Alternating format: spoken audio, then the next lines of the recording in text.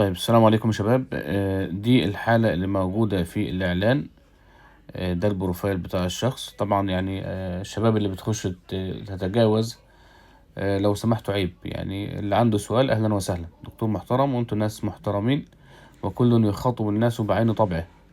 فانت طبعك جميل، لو سمحت التزم بآداب الحديث، وعندك سؤال اتفضل. دي الحالة موجودة اهي.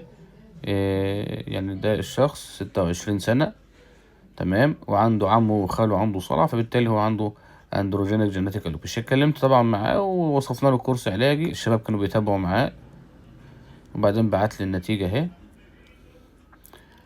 تمام. كان في بس جزء بس شوية الناحية الشمال اهو، طبعا باين في الصورة، كان محتاج شوية بس شغل. ماشي.